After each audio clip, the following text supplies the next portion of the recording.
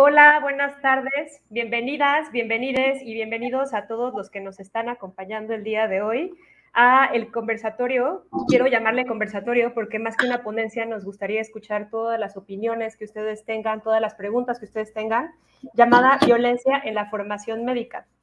El propósito de este conversatorio es porque queremos que esta sea una plataforma donde ustedes puedan compartir, como dije anteriormente, sus experiencias, sus preguntas.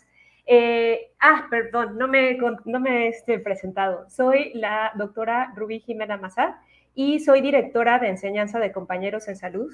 Yo voy a estar ayudando a moderar entre la conversación que ustedes tengan con la ponente, la doctora Silvina Contreras. Y pues bueno, les presento un poco acerca de ella. Yo creo que varios de ustedes ya deben de conocerla. La doctora Silvina Contreras Capetillo es médica de formación. Ella hizo una residencia en genética humana. También tiene un posgrado en ciencias de la salud, específicamente en patología terminal. Ella es actualmente investigadora asociada tipo B del Centro de Investigaciones Regional Hideo Noguchi en Yucatán, así como es jefa de enseñanza del Hospital Orán.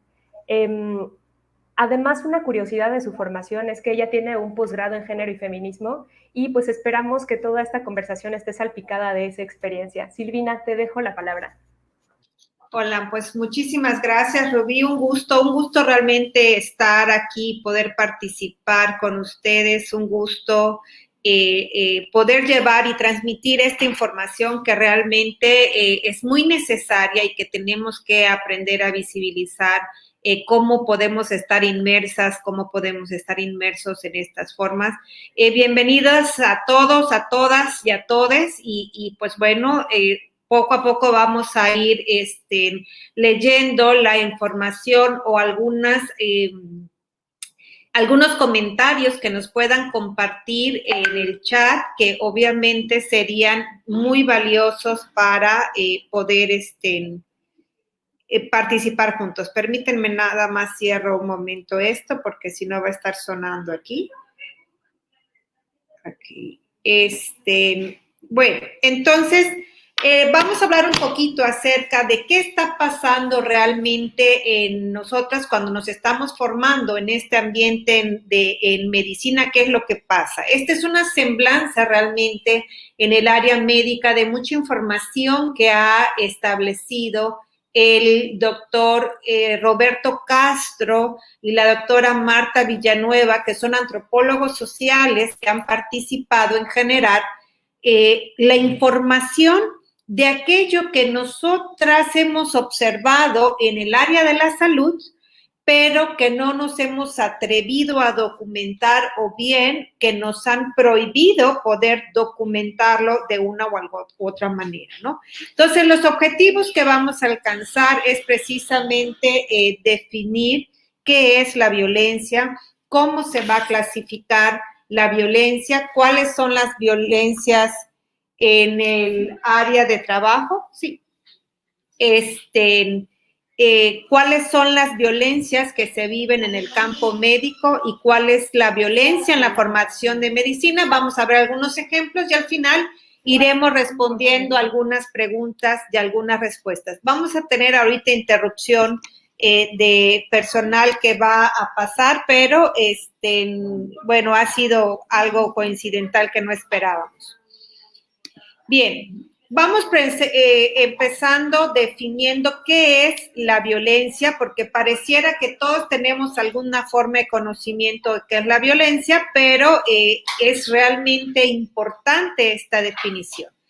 La Organización Mundial de la Salud ha ido complementando esta definición precisamente por la complejidad que implica hablar de este tema y poder alcanzar todos los recovecos de lo que potencialmente podría ser violencia. Y entonces la define como el uso intencional de la fuerza o el poder físico, de hecho o como amenaza, ya sea contra uno mismo, contra otra persona o con un grupo o comunidad que cause o que tenga muchas probabilidades de causar lesiones, muerte, daños psicológicos, trastornos del desarrollo o privaciones. Y obviamente con la violencia va cercano a lo que es el acto de violentar, que precisamente es aplicar medios violentos a cosas o personas para vencer la resistencia de la persona a la que se está violentando. También nos permite entenderla como la interpretación o sentido violento a lo dicho o a lo escrito. Y este es un punto bien importante, ¿no? Cuando nos muestra de qué forma podemos violentar, cuántas estructuras de comunicación podemos tener que nos permiten generar esta capacidad de violentar que podemos tener como seres humanos, ¿verdad? Y así podemos encontrar algunas otras definiciones que en el contexto de este momento podemos pasarlas por alto. Existe todo un análisis de muchas personas que se han dedicado a entender estas ramas, y una de estas personas es Johan Galtung, que en muchos años, junto con Bourdieu, junto con Foucault, junto con Rita Segato, que desde las diferentes perspectivas que ha tenido cada persona dentro de su privilegio, de la capacidad de estudiar, de aprender, etcétera, pueden analizar estas formas de la violencia, ¿no? Y Galtung nos regala esta imagen donde establece este triángulo, que es el triángulo de Galtung, donde clasifica a la violencia como violencia directa, violencia cultural, violencia estructural, y en este triángulo se ve dividido por lo que le llamamos violencia visible y violencia invisible. ¿A qué se refiere con la violencia directa? Esa es la violencia que vemos, la que todas las personas estamos seguras que la vamos a entender como una violencia cuando vemos que alguien le golpea a otra persona, cuando vemos, por ejemplo, en la calle que alguien le grita a otra persona cuando están entre los carros. Entonces, lo que quiero que vean aquí es cómo este triángulo que está gris, que es lo que vemos, realmente es una porción pequeña de todo lo que realmente es la violencia y cómo se va estructurando esta violencia. Por lo tanto, lo que nosotras tenemos que aprender a hacer es a visibilizar esta parte de violencia que es invisible ante los ojos de la mayoría de las personas. Y la única forma que las podemos hacer visibles es ir aprendiendo cómo ocurren estas violencias. Entonces, con fines de definición, cuando hablamos de violencia estructural, estamos hablando de aquellas formas de violencia que ocurren desde una organización social, una organización acéfala, donde pareciera que quien tiene el poder es una primera línea, y cuando tú llegas a la primera línea te dicen es que hay una siguiente línea que es el que tiene el poder, y hay una tercera línea que es el que tiene el poder, y así sucesivamente. Entonces no podemos identificar cómo realmente o quién es el que detona esta estructura de violencia, ¿no? Entonces esta organización social desprotege y condena a ciertos sujetos a no poder desarrollar plenamente todas sus posibilidades. ¿Y qué es aquella violencia cultural? Aquella violencia cultural son aspectos ideológicos y representacionales que justifican o enaltecen o legitiman la violencia de alguna forma, como es el racismo, como es el sexismo, como es la xenofobia, como nuestra misma cultura. ¿Cuántas veces no hemos escuchado? Bueno, es que la ablación del clítoris, pues es un proceso cultural, ¿no? Y pareciera que cuando decimos son usos y costumbres, entonces se valida y se legitima que el suceso violento es algo normal de una conducta humana, ¿no? Y entonces por eso es tan importante poder comprender esto. Algunos ejemplitos que vamos a ver: la violencia estructural, pues es aquella que ya habíamos visto cuando se lesiona la satisfacción de las necesidades humanas básicas. ¿Cuáles son nuestras necesidades humanas básicas? Supervivencia, bienestar, identidad o libertad. Con estas 4 necesidades humanas básicas, todas las personas debemos tener acceso a ellas a partir de los derechos humanos que en teoría deberían de ser simple y sencillamente por ser humanos, ¿no? Pero obviamente cuando estas necesidades son lesionadas o se provoca una insatisfacción, entonces se genera una desigualdad social, no una desigualdad biológica, ¿ok? Hablando desde el aspecto biológico molecular.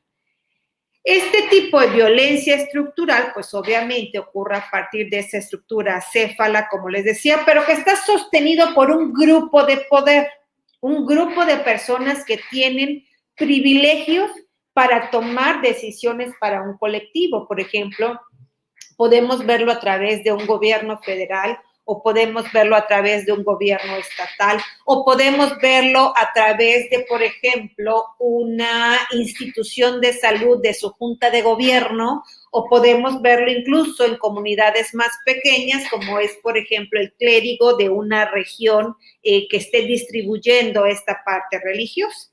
Entonces, ¿qué es lo que puede ocurrir cuando nosotros empezamos a luchar contra esta forma de violencia, ¿no? Entonces empezamos a decir, exigir que se cumplan nuestras necesidades humanas, como tener la seguridad a la atención médica, como tener la educación a la calidad, como tener un trabajo digno y un sueldo. Y cuando este sistema de violencia no funciona y entonces vemos que hay una exigencia violenta, entonces este mismo grupo de poder establece realmente por qué se presenta esta violencia contra nosotros, ¿no? Entonces, estos niveles de violencia estructural se presentan de muchas formas, en un macroambiente o en un microambiente. Y cuando hablamos de la violencia cultural es esto que tenemos normalizado, ¿no? El objetivo es utilizar diversos aspectos de la cultura, como es los aspectos religiosos, los aspectos de la ideología, el idioma, el arte. Por ejemplo, cuando hablamos del idioma, no es que el masculino involucra a lo femenino e involucra a lo neutro, y entonces el ejemplo que siempre tenemos, si tenemos 10 mujeres y un hombre, todos nos volvemos masculino y se invisibiliza lo femenino. Entonces, es que así lo dice la Real de la Lengua Española. Entonces, vemos cómo hay una insistencia por legitimar ciertas estructuras de violencia a través de la cultura. O, por ejemplo, cuando vemos desde la religión, es que si las mujeres quieren ser respetadas, tienen que utilizar ropas que sigan esta medida de largo de falda, que no se le vea el escote. Por ejemplo, el otro día yo checaba en una página de evaluación del Consejo Médico que decía, cuando te solicitan la foto que te tienes que tomar para que pongan en tu diploma, te ponen ahí, las mujeres no deben de ir con maquillaje excesivo y no deben de usar escote. Pero cuando leemos el de los hombres, no dice que no pueden usar maquillaje ni que no pueden usar escote. Entonces vemos cómo es una forma que legitima cómo tiene que estar la conducta de una mujer para estarla considerando para una foto, para que pueda ir en un documento legal como es una certificación. Y así la cultura va confirmando que estas diferencias entre hombres y mujeres y entre hombres y cualquier espectro que haya entre lo que clasificamos dentro del binarismo, entonces se normaliza como lo que debe de ser. Y todavía se normaliza como lo que debe de ser porque te toca, porque biológicamente eres hombre, o te toca porque biológicamente eres mujer. Y siempre les digo a mis alumnos, bueno, si biológicamente estuviera dispuesto que los hombres tienen que tener el cabello corto y las mujeres el cabello largo, hace muchísimos años evolutivos, de tantas veces que hemos visto que los hombres están cortos y corta el pelo, ya deberíamos de haber algún cambio en la estructura de el largo del cabello de los hombres, y vemos que no, porque realmente no obedece a cambios hombre, mujer, el nacimiento del cabello, sino obedece a otras relaciones de los seres humanos con el ambiente, ¿no? Y entonces, bueno, esa es la importancia de entender lo que es cultural, puramente lo que es biológico y lo que es la violencia, cómo se va metiendo. Y bueno, una vez que nosotros vemos estas formas de violencia, la violencia directa, la violencia estructural y la violencia cultural, podemos hacer todavía más clasificaciones. Por ejemplo, cuando yo empiezo a analizar los grupos de quién produce la violencia. Si nosotros vemos la violencia en el mundo, la persona que más, el tipo de humano o el ser humano que más genera violencia en el mundo es el hombre como hombre. Quien más recibe la violencia es el hombre como hombre. Y entonces, ¿qué está pasando en el hombre, y muy enfocado en la masculinidad, que está generando que sea un productor repetitivo en la violencia? ¿A quién afecta la violencia? Por supuesto que podemos clasificarlo, ya sea de acuerdo a la edad de las personas, puede ser de acuerdo al sexo, puede ser de acuerdo al género, puede ser de acuerdo al nivel ocupacional, etcétera. También la puedo clasificar de acuerdo al impacto que va a tener en la víctima, si va a ser una violencia física, si va a ser una violencia psicológica, etcétera, como veremos más adelante, de acuerdo a la visibilización, ¿no? Lo que es visible, lo que no es visible, o el lugar donde ocurre, que la puedo clasificar como una violencia escolar, como una violencia en el hogar, como una violencia en el trabajo, en espacios. Y entonces muchas veces vemos memes que dicen, no, es que la violencia es violencia, y es que la violencia es solo una, y es que y realmente no es así, porque cuando nosotras tratamos de unificar a la violencia como una, vemos una injusticia, una inequidad en quien la produce, en quien la recibe y en cómo la recibe. Por eso se hace tan necesaria la clasificación para poder generar circunstancias preventivas para que esta ocurra. Y la realidad es que sabemos que aunque nosotros acabemos con la violencia, no vamos a vivir en un sistema de paz, porque no es lo contrario. La paz no es lo contrario a la violencia. Tiene que haber una reestructuración y un entendimiento y una construcción de un sistema de paz, además de lo que es un cambio de estos procesos y reconocimiento de la violencia. Y bien, la realidad es que todas estas clasificaciones de la violencia, pues esto nos hace también ver que existen personas que pueden estar recibiendo diferentes formas de violencia y existen personas que pueden estar violentando también de diferente forma, ¿no?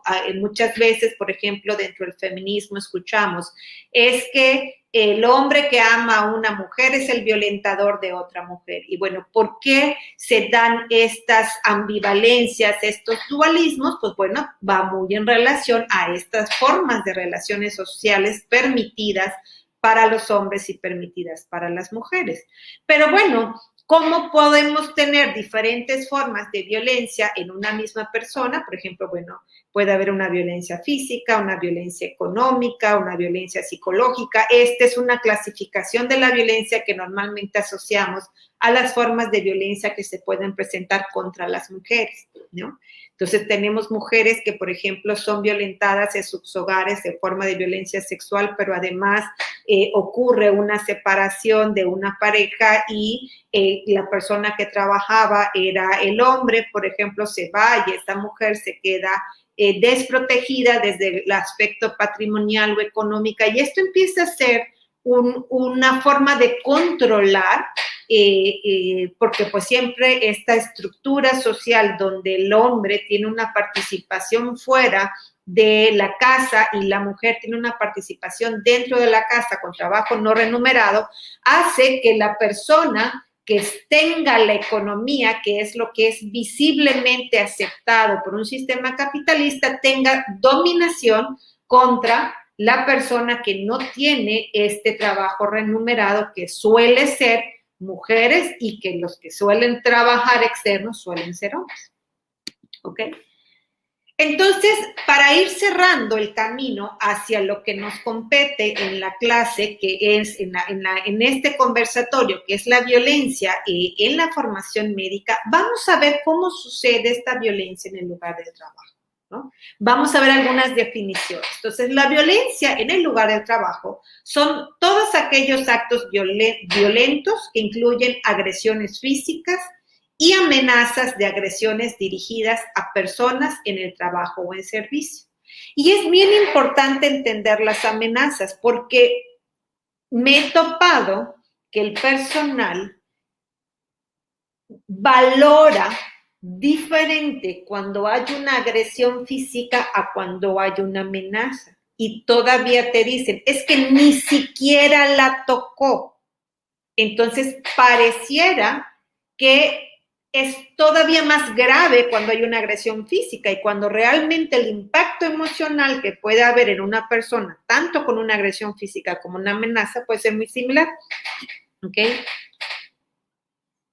Y cuando estas ocurren dentro del trabajo o en servicio, pues es en el lugar de trabajo, ¿verdad?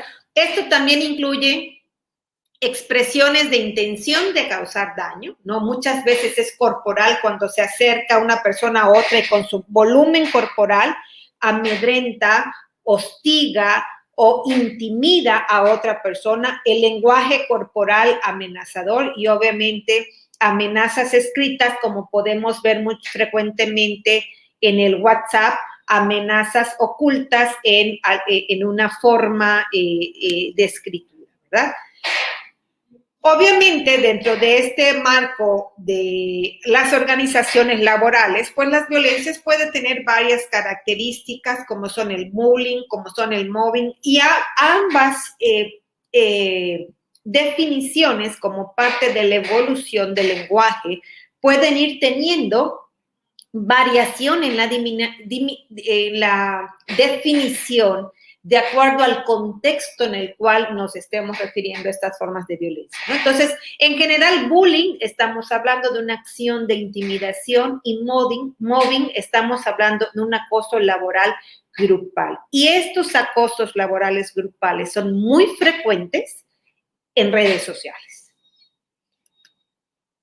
El mobbing es este acoso psicológico, este hostigamiento, ¿no? El psicoterror laboral, la violencia laboral, el maltrato, ¿no? En general le llamamos acoso laboral, pero muchas veces no es visibilizado incluso por la víctima, ¿verdad? Pero en general es un comportamiento negativo entre compañeros o entre superiores e inferiores jerárquicos, a causa del cual el afectado o la afectada es objeto de acoso y de ataques sistemáticos durante mucho tiempo, ¿no? Se empieza a excluir a esta persona, por ejemplo, no se le invita a ciertas reuniones o no participa en cierta toma de decisiones, ¿no? Y el objetivo, ¿sí? Obviamente es el efecto de hacerlo el vacío, ¿no? El excluirlo de todas las circunstancias que está viviendo y entonces empiece como a preguntarse qué es lo que está haciendo mal. Al final es una forma de irle arrancando la dignidad humana a una persona. Y dentro de estos términos, pues también está la palabra amenazar, que es cualquier conducta verbal o física que amenace la propiedad o la seguridad personal o que razonablemente podría interpretarse como una intención de causar daño, ¿no? Como por ejemplo, si nosotros recordamos algunos procesos que vivimos cuando estábamos en la primaria, cuando estábamos en la secundaria, donde podían ver que a un alumno se le quitaba su mochila y la mochila se le tiraba al basurero y todos se reían, o alguien cometía un error y todos se reían, y entonces empezaban a verse estas luchas de poder, que quién era más fuerte, quién era el menos fuerte, y cómo el más fuerte le decía al menos fuerte, no, bueno, es que si tú dices algo vamos a hacer esto, si tú acusas con tu mamá. Entonces vemos cómo esta amenaza realmente es una conducta muy típica que observamos en lo que es la cultura mexicana como una parte de relacionarnos en forma social, ¿no? Y entonces aquí vemos cuando podemos usar lo que es nuestra corporalidad, cuando podemos utilizar el intento de violencia, ¿no? Como cuando hablamos, por ejemplo, de las personas que golpean la pared y todavía te dicen, ya es que golpeo la pared para no golpearte, ¿no? Y eso debes de interpretarlo como una forma de amor, ¿no? Entonces vean cómo cotidianamente vivimos con muchas formas de amenaza. Y la amedrentación o amedrentar, pues es este comportamiento ofensivo de un miembro del personal, obviamente de una organización laboral, que a través de actos revanchistas, crueles, malintencionados o humillantes, buscan debilitar la condición de otro trabajador o de un grupo de trabajadores. Y esto generalmente es creando dificultades cotidianas a toda persona que pueda desempeñar mejores las funciones profesionales del amedrentador, ¿no? Cuando decimos, por ejemplo, ¿por qué cayó en el sistema, no? O sea, ¿qué pasó para que una persona caiga en ese sistema? Una persona que veíamos que tomaba decisiones, que participaba, que hacía, que su intención era el cuidado del paciente y adelante, y de repente vemos que ya está en el mismo sistema de otros profesionales que no asisten o que no quieren atender a los pacientes o que se están quejando precisamente de la economía. Y entonces vemos cómo este trabajador se adapta a un mismo sistema. Y normalmente es por estos procesos de amedrentación que van ocurriendo a lo largo de su participación en el trabajo, ¿no? Otra forma es alzar la voz o gritar sistemáticamente al dar instrucciones al personal subalterno, que los que hemos estado formados en el área de la salud sabemos que está muy, muy normalizado, ¿no? Y cuando todavía es un personal médico hombre, no decimos, bueno, es que el doctor es muy de carácter fuerte, ¿no? Pero si es, por ejemplo, una enfermera, decimos, no, es que está loca, ¿no? Entonces vemos incluso esta interpretación diferente de quién es el amedrentador para que yo pueda ver qué valor le voy a dar a esa amenaza, ¿no? Entonces claro. siempre se va. Ajá, ajá. Claro, de hecho quiero, justo ahora que estás comentando esto, quiero resaltar un comentario que nos llega, bueno, en este aspecto incluso a mí se me hizo doloroso, ¿no? Pero incluso en los diálogos cotidianos, ¿no? Aquí Alejandra nos comparte que retomando este punto, ella nos comparte una historia que durante la escuela de medicina un docente de la facultad le comenta en un diálogo cotidiano a sus estudiantes en el grupo donde ella estaba.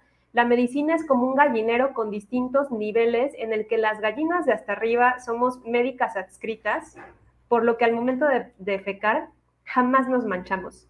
Y justo vamos depositando estos excrementos en los demás abajo, siendo residentes, médicos pasantes, luego los internos y por último los estudiantes que están en el suelo sin tener un nivel.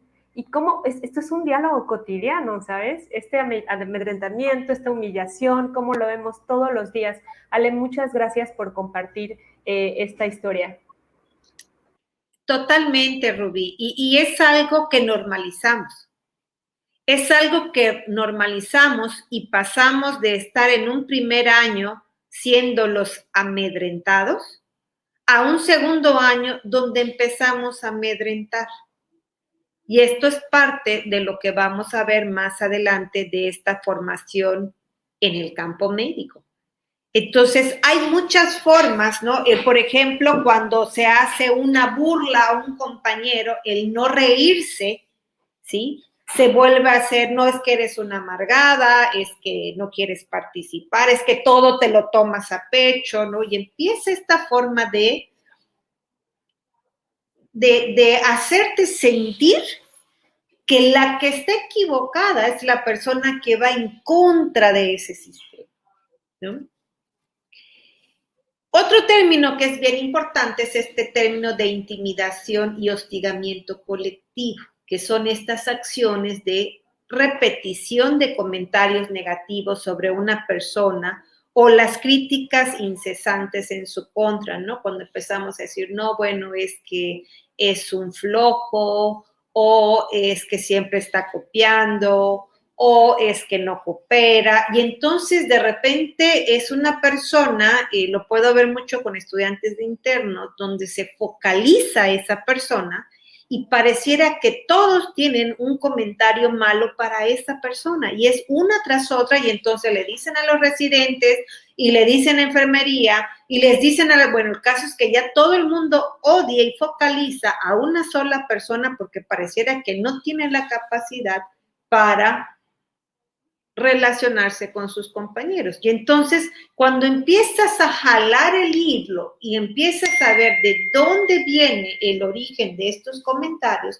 entonces empiezas a ver estos procesos de intimidación y de hostigamiento, ¿no? ¿Y qué empieza a ocurrir con ese trabajador? Lo empiezan a dejar solo, empieza a ver, a desalentarse, ¿no? A aislarse, y obviamente esto va generando cada vez información falsa acerca de esas personas, ¿no? Entonces, pues bueno, hay muchas formas de intimidación y de hostigamiento, y más si nos enfocamos a una forma de lo que ocurre en el campo médico. Entonces, ¿por qué tenemos que entender las violencias en lo que es el campo médico? Y es precisamente porque en la atención sanitaria, ¿sí?, se reconoce que es uno de los ambientes laborales más expuestos a actos de violencia. De muchas formas, violencia que recibimos de la parte de afuera y violencia que vivimos desde adentro. Y en los análisis que se ha observado por qué o quiénes son los que están perpetuando esta violencia, se ha observado que ocurre más frecuentemente en el personal de ambulancias, en el personal de enfermería y en el personal de medicina. Son los puntos donde mayor actos violentos hay. Sin embargo, cuando se han hecho estudios por grupos administrativos, han observado que las áreas administrativas hospitalarias presentan mayores tasas de violencia. Entonces, una de las cosas que he observado es que hay como una forma de medir diferente la violencia en el aspecto administrativo al aspecto de la parte de la atención al paciente, y esto pudiera tener estas discrepancias, ¿no? Entonces, estas violencias en la atención sanitaria puede ser hacia sí misma o hacia otras personas o cosas, ¿no? O bien puede ser de un victimario hacia otro victimario o en forma colectiva. ¿Y qué es lo que justifica esta violencia o por qué suceden tantas formas de violencia dentro del ambiente de la salud comparado con otros sectores profesionales? Es precisamente la relación con la multiplicidad de personas que tienen distintos roles, que tenemos profesionales, que tenemos técnicos, que tenemos pacientes, alumnos, profesores, familiares, etcétera, que esto genera una red interactiva frecuente y que lleva implícita muchas actitudes individuales y colectivas que pueden propiciar estos sistemas de violencia. Dentro de las violencias estructurales, como vimos en un principio con la exploración o con la explicación de Johan Galtung, dentro de estas violencias estructurales se encuentra la violencia institucional, que esta violencia institucional es la que ocurre en hospitales y que las podemos encontrar también en otros sitios donde existe este proceso de prestación de servicios al público como centros de detención, comisarías, albergues, etc. Y generalmente en estas formas institucionales radican 3 puntos que pareciera que son iguales, ¿no?, en todos estos centros públicos. Ineficiencias entre la cantidad del personal que se necesita versus la cantidad de público que hay que atender y pareciera que cada vez tenemos que atender a mayor población cuando empezamos a ver mayor desigualdad social y mayor desigualdad económica, ¿no? Entonces pareciera un ciclo sin fin. Y además tenemos, por otro lado, la cantidad de recursos disponibles para la atención. Entonces, el objetivo que alcanza la violencia institucional es precisamente generar insatisfacción y frustración entre quien otorga y quien recibe el servicio. ¿Hay algún comentario, Rubí? ¿O algo? Sí, hay varios comentarios interesantes. Por ejemplo, esto acerca de la violencia institucional. Paula Rodríguez nos hace un comentario. Ella nos dice que no solamente es hacernos conscientes de estos comportamientos vulnerables, sino también empezar a incluir, a nosotros pensarnos como parte de esas estructuras que están afectando, o sea, o que están generando esa violencia. Y además dice que estos años de violencia pues requieren pues muchísimos años para poder justo cambiarla y por ende debemos de empezar a buscar el apoyo de las instituciones. Un gran comentario. Muchas gracias, Paola Rodríguez. Totalmente. Y hay un punto bien importante. Tenemos que empezar a ponernos como metas alcanzar estos puestos de toma de decisiones, porque para poder generar los cambios tenemos que tener la pertinencia política de tomar decisiones. Y una de las cosas es que a veces decimos, no, es que yo no quiero llegar a este puesto, no te van a pagar más, tienes que trabajar el doble, tienes que lidiar con muchas personas. Y entonces eso nos hace que personas que no tengan esta estructura de conocimiento con perspectiva de género o con esa estructura feminista, con estudios de masculinidades, si no participamos desde el momento político de toma de decisiones, vamos a seguir pasando las épocas sin que haya un cambio. Entonces, tenemos que ponernos estas metas para realmente generar la toma de decisiones. Específicamente en el campo médico, pues sabemos que el campo médico lo define el doctor Castro como un conjunto de instituciones y actores de la salud que tienen diferentes relaciones de fuerza entre sí, pero que están ubicados en diferentes posiciones. El campo médico, el campo profesional tiene ciertas características dependiendo del área que se esté estudiando, ¿no? Y en campo en general es todo aquello que involucra para obtener el servicio, el conocimiento y la formación de una sola área, ¿no? Entonces el campo médico se vuelve muy complejo porque es multifacético, ¿no? Y el objetivo de este campo médico, pues, es generar estas redes de relaciones objetivas estructuradas en torno a la regulación y conservación del monopolio del conocimiento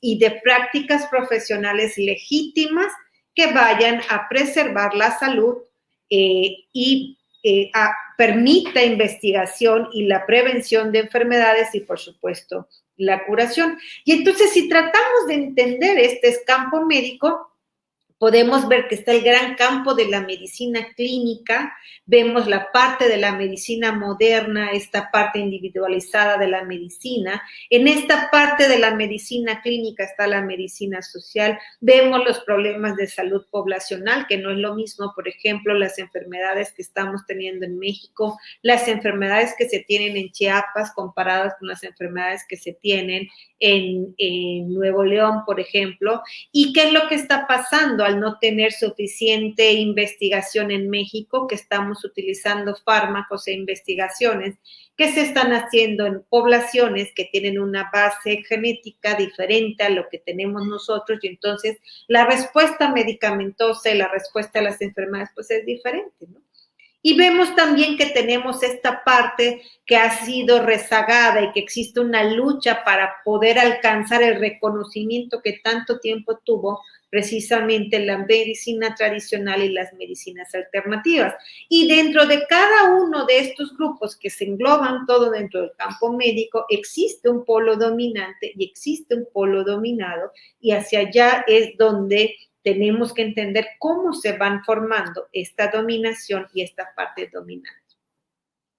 Y esto pareciera que se presenta precisamente en las diferentes luchas que ocurren dentro de lo que es la medicina o la formación en salud, ¿no? Se compite, por ejemplo, para ingresar a las escuelas de medicina, que las escuelas de medicina se venden, por ejemplo, de cuáles están más acercadas a una currícula americana o a una currícula europea, ¿no? Donde es lo más alejado a la medicina tradicional, que es la medicina que normalmente se está moviendo, se mueve mucho en México, ¿no?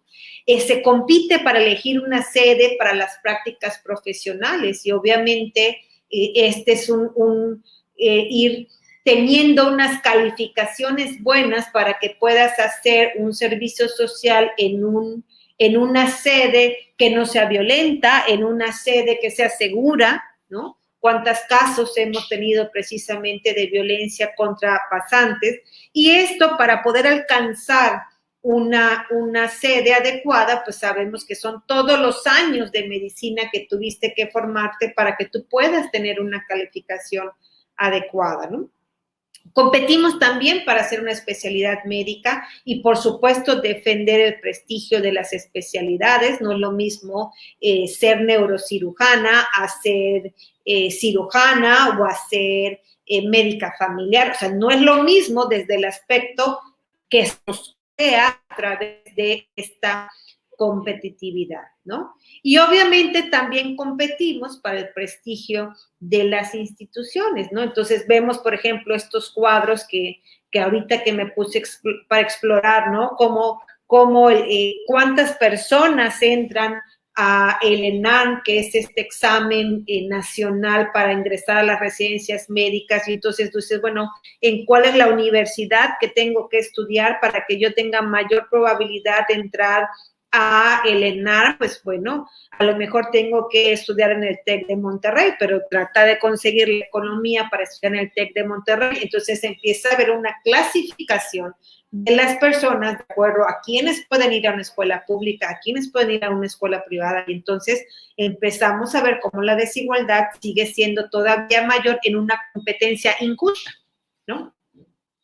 Obviamente, estas luchas van perpetuando la reproducción de las jerarquías que estructuran este mismo campo, ¿no? No es lo mismo si estudias en una escuela privada a si estudias en una escuela pública, y desde ahí ya te están estableciendo una jerarquía, ¿no? Y pues bueno, esta violencia que va ocurriendo en el área de la salud, pues tiene muchas connotaciones, ¿no? Que puede ser, por ejemplo, entre subalternos, que puede ser, por ejemplo, de pacientes hacia profesionales, que ahí es cuando entonces sí pareciera que todas y todos los médicos del área somos amigos, y pues hay esta fraternidad de que no todos contra los pacientes, porque los pacientes quieren sacarnos dinero, ¿no? Que esto es cuando vemos este tipo de violencia de pacientes hacia profesionales, ¿no? Porque, pues bueno, incluso atenta contra la honorabilidad del campo médico cuando los pacientes se van en contra de los profesionales, ¿no? Claro que la parte donde se mantiene o nos mantenemos muy callados es en la parte de cuando los profesionales son los que tienen una atención de violencia hacia los pacientes, ¿no? Y también una parte que se va presentando de violencia en el área de la salud es esta violencia que ocurre entre el área de las colegas. Y así, después de muchos estudios donde se han dedicado muchas horas, el doctor Roberto Castro y la doctora Marta Villanueva han dedicado muchas horas de observar qué es lo que pasa en el campo médico. Y si ustedes leen sus artículos, van a ver, los que estén en el área de la salud, van a poder visibilizar escrito todo aquello que de una u otra forma hemos vivido, ¿no? Y entonces esto vale la pena que yo se los lea textual. El hábitus médico autoritario. El hábitus médico es qué es lo que hace que tengamos este autoritarismo, ¿no? Lo que hablaban en la sesión pasada, ¿no? El medicocentrismo, el adultocentrismo que vamos presentando también, el cómo se hace dentro de todo el campo médico. Vemos esto que nos enseñan en el área de medicina, es que tú tienes que liderar el equipo. Es que cuando hablamos de liderar el equipo, vemos que todas las personas que tienen el cargo de dirección hospitalaria son del área médica, ¿no? Y entonces decimos, bueno, ¿por qué no puede haber una persona del área de enfermería, del área de odontología, del área de otros servicios que esté dirigiendo un hospital, ¿no? Y entonces, bueno, hablamos del hábitus médico autoritario, que en México se gesta desde los años de formación en las escuelas de medicina. Y esto se continúa, obviamente, con la educación de las residencias y las especializaciones. Son elementos de este proceso la jerarquía de la profesión, la desigualdad de género y los castigos como recurso didáctico, ¿no? Entonces, el hábitus médico, ¿sí? Puede presentar soluciones para ciertas violencias que se presentan, como por ejemplo en la sala de labor y en el parto, donde vemos tanta violencia obstétrica, donde quienes más han luchado para que no sea reconocida la violencia obstétrica como tal es el área médica, donde incluso se reúnen en marchas para establecer de que no se criminalice a la profesión médica a través de la violencia obstétrica. Y entonces pareciera que existe mucho temor de poder perder este autoritarismo, ¿no? Entonces, obviamente, si nosotros no analizamos este hábitus médicos, la solución al problema de las violaciones de derechos humanos de las mujeres no van a cambiar, porque realmente se tiene que reestructurar este sistema para entender cómo se está provocando la violencia obstétrica. Y una de las cosas, por ejemplo, que ahorita se planea estudiar es precisamente qué pasó en la pandemia, cuando las mujeres dejan de acudir a lo que son los servicios de salud y retoman este servicio a través de las parteras o a través de las dulas. ¿Cuánto cambia la atención de los nacimientos en México a través de esta ola de pandemia que estamos teniendo, ¿no? Entonces, el hábitus médico, a nivel de las interacciones microsociales, pues es posible rastrear estas relaciones de poder, producción y la reproducción de las relaciones de dominación. No sé si exista algún otro comentario, Rubí, o tengas tú algún comentario de esta forma autoritaria que podemos enfrentarnos nosotros cuando estamos en la formación, precisamente. Claro, claro. Hace un momento te escuchaba y me acordaba mucho de una situación que puedo vivir y que puedo notar todos los días como formadora de pasantes. Y es que, por ejemplo, en las clínicas rurales, cuando llega el pasante o llega el médico, quiero hablar específicamente de la figura del médico, llega el médico pasante a hacer su servicio social en los centros de salud, inmediatamente, aunque tengamos compañeros enfermeros que llevan trabajando hasta 20 años, auxiliares que llevan trabajando 17 años en la clínica, inmediatamente por jerarquía, el líder es el médico pasante, ¿no?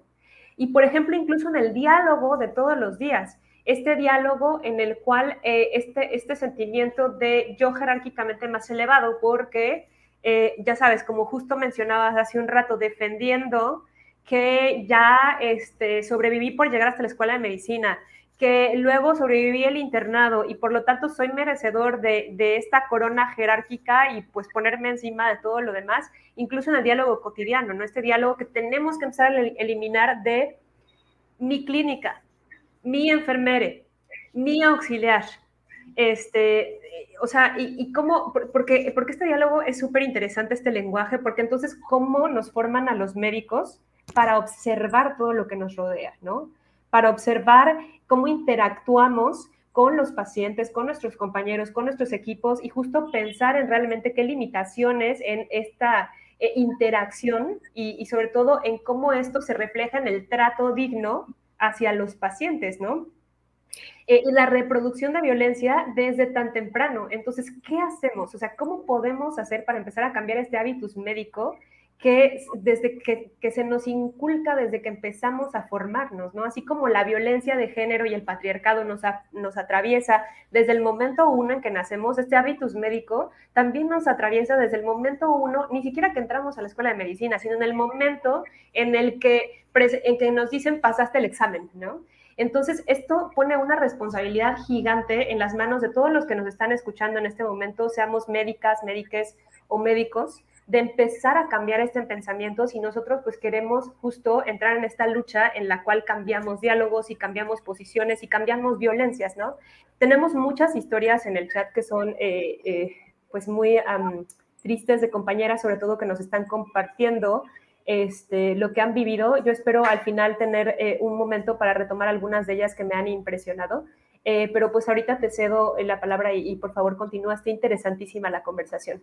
Muchas gracias. En sí, la realidad es que, fíjense que, pues bueno, yo estoy en este puesto de jefatura de enseñanza hace unos 3 meses. Y una de las cosas que pues cuando yo hice, que estuve en este puesto, fue empezar a tomar decisiones y mueves aquí y haces acá y esto no lo vas a hacer de esta forma y esto lo vas a direccionar.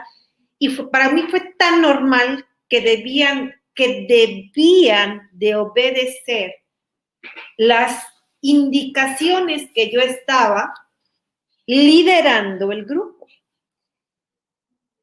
Y esto es lo que hace más difícil analizar cuando somos las autoras de este autoritarismo. O sea, que no es algo tan sencillo, que no es algo que cualquiera diría, oye, Silvina, pues en tu formación que tienes en el aspecto feminista, con tu formación que tienes en el aspecto de violencia, ¿cómo es posible que tú llegues y me estés hablando que de ayer tú estés imponiendo un cambio?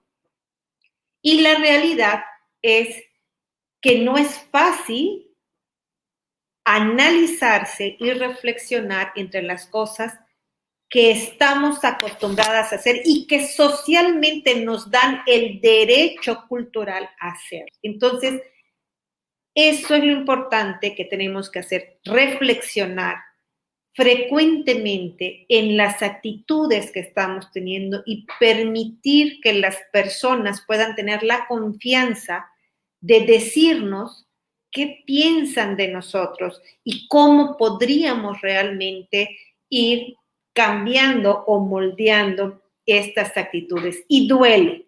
No hay forma que no duela cuando nos hacen reconocer que algo podríamos estarlo haciendo mal, sobre todo cuando en nuestra formación nos han rescatado y nos han exaltado el ego por el nivel de conocimiento que logramos adquirir, ¿no? Entonces, en este hábitus médico, el doctor Castro postula que existe una vinculación estructural entre el conjunto de mensajes, enseñanzas, conminaciones, recriminaciones, clasificaciones, etiquetaciones, descalificaciones, regulaciones y jerarquizaciones de clase, de género, etcétera, que los estudiantes de medicina y los médicos viven en carne propia o atestiguan de cerca durante los años de formación. Y los rasgos autoritarios que eventualmente exhiben durante su práctica profesional y que encuentran su vehículo más propicio son precisamente en esta estructuración del hábitus médico. Es decir, todo lo que nosotros vamos adquiriendo durante nuestro crecimiento de la violencia, de la cultura, de la jerarquía, de la dominación, de el liderazgo cuando entramos a un sistema donde además se nos da el derecho a, con una enseñanza continua y constante de lo que son estas violencias, pues obviamente se vuelve un campo fértil para generar este autoritarismo. Y entonces aquí podemos ver la formación del personal de salud. Esto es aquí en Yucatán, donde vemos, por ejemplo, la Facultad de Medicina, vemos Facultad de Enfermería. Estas son las públicas. Este es el hospital donde yo trabajo, que es el Hospital General Agustín Orán. Esto es, por ejemplo, la Facultad de Odontología. Y los sistemas, como van ocurriendo los sistemas dentro del hospitalario. Entonces, todos estos lugares, todas estas personas, ¿sí?, que trabajan en estos sitios, al final se involucran en la formación del personal de salud. Y existe un currículum, existen objetivos, existen metas que se planean alcanzar para la formación de recursos humanos y que estas metas son analizadas a través de las universidades y son analizadas a través de sistemas sociales, asociaciones no gubernamentales y gubernamentales, pero dentro de los análisis de esta formación de recursos humanos también son invisibilizados muchos rasgos de formación del personal de salud. Entonces, vamos a ver un poquito qué es lo que nos empieza a dar esta pauta de cómo se empieza a generar esta jerarquía, ¿no? Y nos basamos aquí del acto médico, la relación médico-paciente, ¿no?, que es de tipo profesional, que normalmente intervienen al menos 2 personas, ¿no?, que por supuesto cada persona va a tener su personalidad, van a tener niveles culturales diferentes y van a tener diferentes estados afectivos, ¿no? Va a haber quien reclama una ayuda y va a haber quien va a ofrecer una ayuda y por lo tanto va a haber alguien que subordina y va a haber alguien que va a ser subordinado, ¿no? Y van a haber intercambios verbales y no verbales, es decir, no es solo lo que digo, sino cómo lo digo, cuánto digo o cuánto no digo para que se pueda dar en una relación entre una médica y un paciente, ¿no? Entonces, ¿cuál es la finalidad que tiene el paciente? Saber qué tiene, saberse escuchado, aliviarse y curarse y sentirse mejor. Y entonces, cuando se ha analizado cuáles son estas estructuras del acto médico, se puede ver que hay diferencias en la atención a un paciente de acuerdo a si quien está atendiendo es una mujer o es un hombre. Y entonces aquí habría que analizar, bueno, ¿por qué se pudiera estar dando esta diferencia en la formación? La realidad es que este acto médico se basa en un currículum no oficial donde vemos anatomía, embriología, histología, fisiología, metodología de la investigación, ética y humanismo, algunas universidades, la práctica clínica, pero existe algo que es el currículum oculto. Este currículum oculto nos va enseñando la jerarquía, nos va enseñando subordinación, nos va enseñando resistencia a la humillación y nos va enseñando la despersonalización. Y esto permite el establecimiento de un campo médico jerárquico, ¿no? ¿Por qué este conocimiento, por qué este campo jerárquico se da, ¿no? Cuando Foucault explica o muestra diferentes actos de poder relacionados a la violencia, refiere que el conocimiento y el poder están sólidamente compenetrados, ¿no? El conocimiento que se origina a través de la norma, que está normal, normalizado versus lo anormal, que deviene de una forma de poder que se ejerce sobre los individuos de distintas maneras. La supervisión individual, el control, el castigo, la compensación, el modelamiento, la transformación de los individuos. Entonces, en esta relación de conocimiento y poder, en los subcampos de la medicina moderna, se disputa la obtención de conocimiento, poder. Mientras más sabes, más poder tienes. Y muchos estudiantes estudian para que no los friegue alguien más. Pues es que tú puedes avanzar más que yo, pero que mientras cada vez que me preguntes yo te conteste, no vas a poder tener poder contra mí.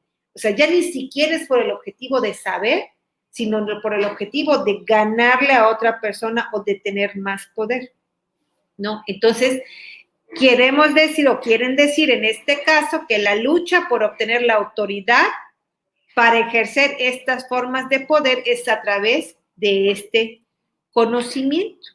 Y existe también un disciplinamiento de género en la práctica médica y esto es parte del currículum oculto.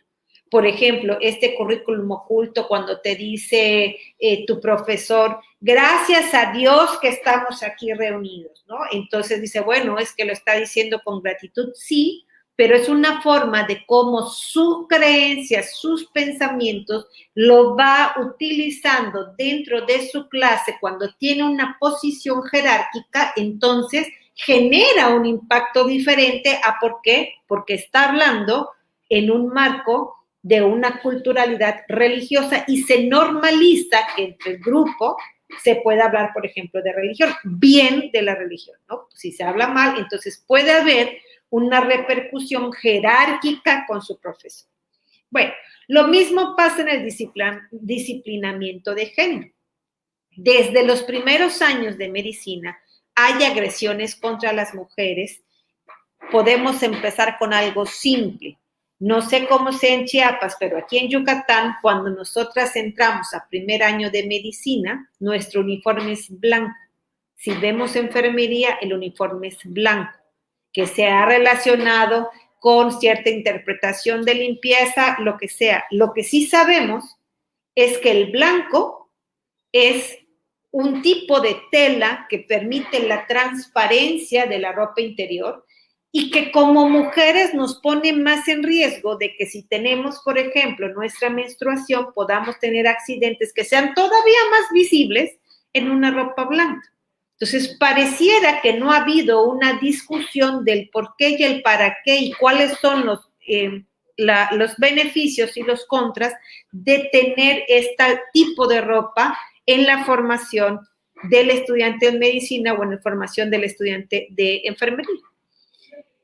Además, cuando nos vamos formando en estos primeros años de la carrera, tenemos que superar las agresiones de ver si de verdad aspiramos a convertirnos en médicas, ¿no? Porque ¿para qué vamos a estudiar medicina si nuestro lugar es en la cocina? ¿Para qué vamos a estudiar medicina si luego vamos a terminar casadas y van a haber desperdiciado tantos años estudiando o formando un recurso que se va a dedicar al hogar? Primero, como si formar recursos humanos dentro del hogar tuviera menos valía que lo que es formarse en medicina. Y cuando vemos para quién es menos valía, es para el capitalismo. Esa es la diferencia entre el formar un recurso humano dentro del hogar o formar un recurso humano en una profesión, ¿no? Y bueno, estas agresiones son a través de toda nuestra formación. No hay un momento de nuestra vida en que esto se detenga. Incluso ya como profesionistas, trabajadoras, ¿no? Dice, bueno, no trabajes tanto. ¿Quién está viendo a tus hijos? Como si los hijos fueran solamente de las mujeres, ¿no? Algunos ejemplos que se han dicho a otras compañeras, ¿no? No deberías estudiar medicina, deberías estar vendiendo verduras en el mercado, otras palabras altisonantes, ¿no?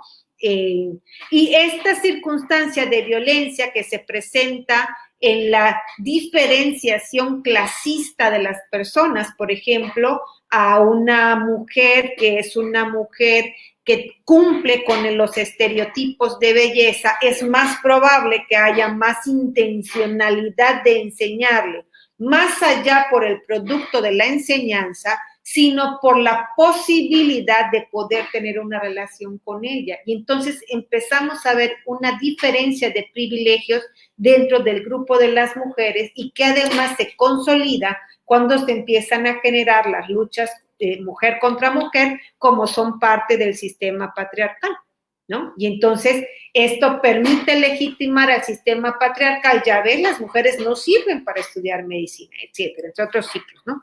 Entonces, aquí hubo un caso de unas estudiantes que me llamaron y me dijeron, doctora, fíjese que la jefa de enseñanza de tal hospital nos dijo que no debemos de usar pantalones clínicos blancos, ¿no?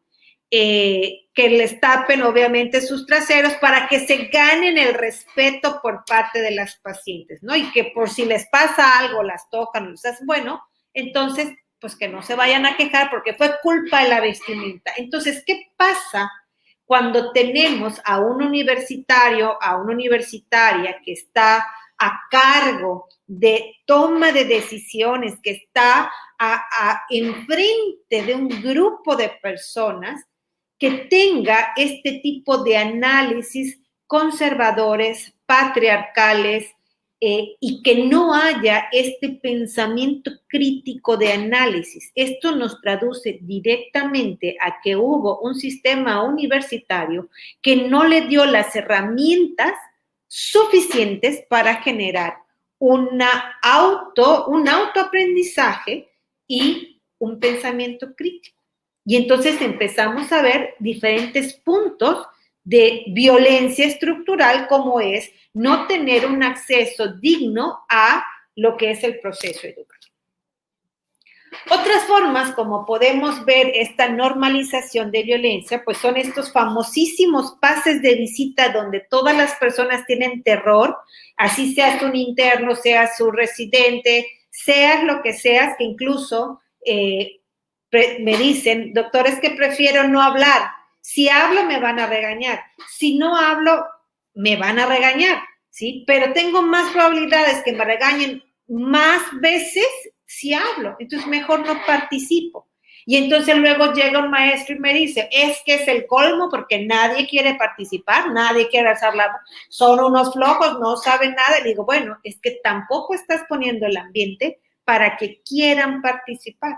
Tu mismo autoritarismo hace que no se abran a aprender, porque esperas que ya lo sepan todo y que lo sepan a tu grado de subespecialidad. Y si no lo saben, hay un proceso de humillación y un proceso de violencia que las y los estudiantes no están dispuestos a seguir soportando. Hoy, en los análisis que estaba yo haciendo, de que me leía y me releía estos temas que me causan mucho interés, decía, bueno, ¿por qué nosotras, que pues somos unos 20 años, 30 años mayores que las nuevas generaciones, aceptamos tanta violencia? Y probablemente, porque pues no tengo las pruebas, cuando éramos niñas, sufríamos más violencias dentro del hogar y más autoritarismo. Y por eso a lo mejor éramos más tolerantes a este ambiente externo de violencia. Cuando empiezan estos cambios generacionales donde las nuevas familias van disminuyendo su autoritarismo y donde empieza a ir disminuyendo el adultocentrismo y se le da este lugar a como persona a la infancia, ¿no? Que las personas antiguas lo ven como lo estás consintiendo. Y entonces, al cambiar esto en el entorno familiar, probablemente cuando estos estudiantes están llegando a las escuelas, ya no tienen esa tolerancia a ese autoritarismo. Y esto puede estar haciendo a lo mejor este choque entre lo que es la parte que educa y la parte que tiene que ser formada. Probablemente. Esto es una opinión totalmente personal de un análisis que hice en la mañana. Bueno, en este pase de visita, si ustedes leen qué es el pase de visita, pues aunque no lo crean, hay artículos científicos que hablan del pase de visita, cómo debe de ser para alcanzarse los objetivos que es el aprendizaje.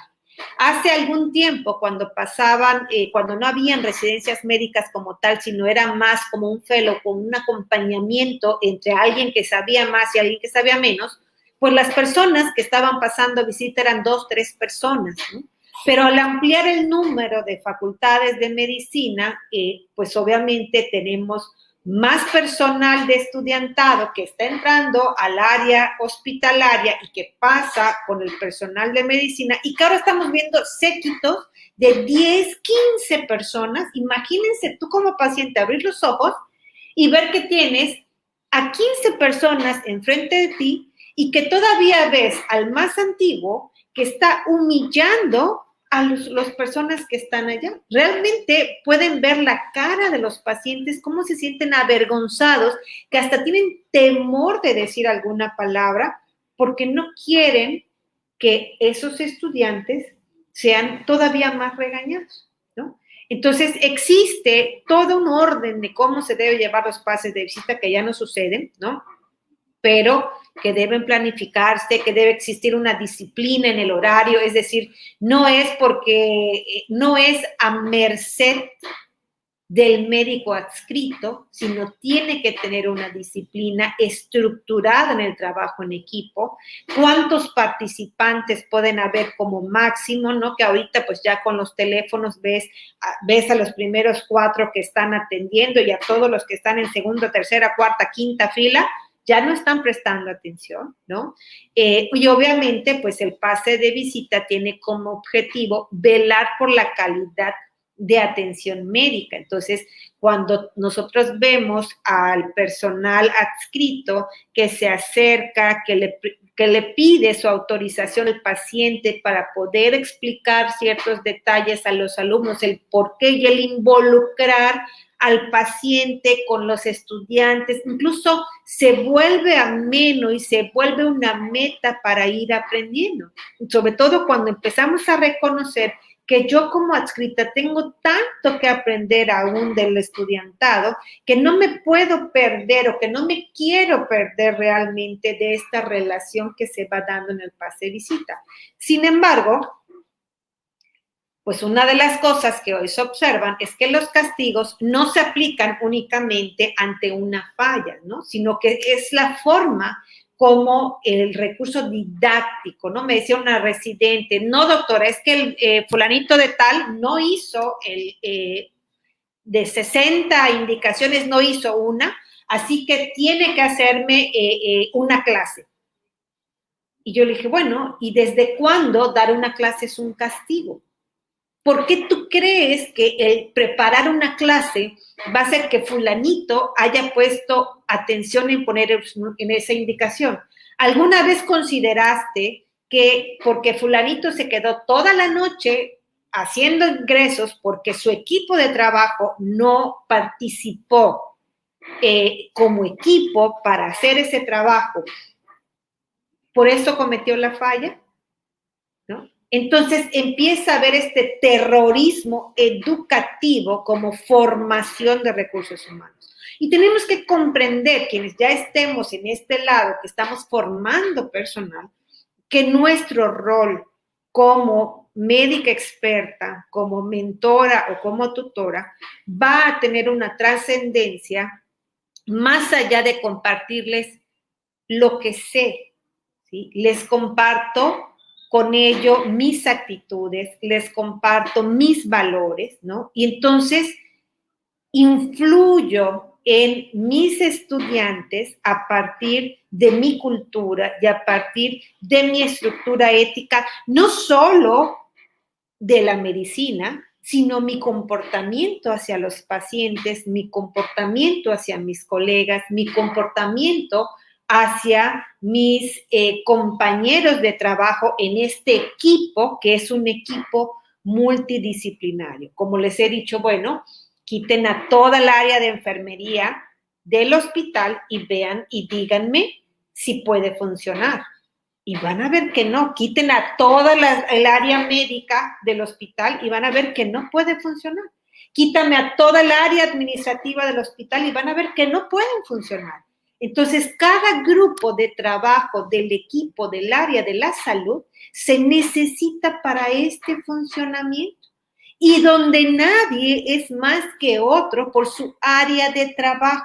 Y entonces siempre dice el área médica, no, pero es que tenemos que liderar porque cuando el paciente cae en paro, le dije, bueno, doctor, ¿cuántos pacientes caen en paro al día? evidentemente quien va a liderar el equipo en un momento en que haya una circunstancia de gravedad va a ser la persona que más sabe. Y si en ese momento la persona que más sabe es la jefa de enfermeras, ella va a liderar este proceso de gravedad del paciente. Y es precisamente cuando se pone a liderar una persona por su cargo más que por su conocimiento, se genera incluso la muerte de pacientes, ¿no? No desestimemos la capacidad que tenemos todas, todos y todes de educar y de enseñar a las demás personas. Lo hacemos de muchas formas en nuestras redes sociales, con nuestros alumnos, nuestras amigas, con todos vamos haciendo esta forma de educación. Y pues obviamente cómo se van perpetuando estas jerarquías es precisamente, ¿no? Pues en la escala más alta a nivel estatal, quien es secretario de salud y quien es director.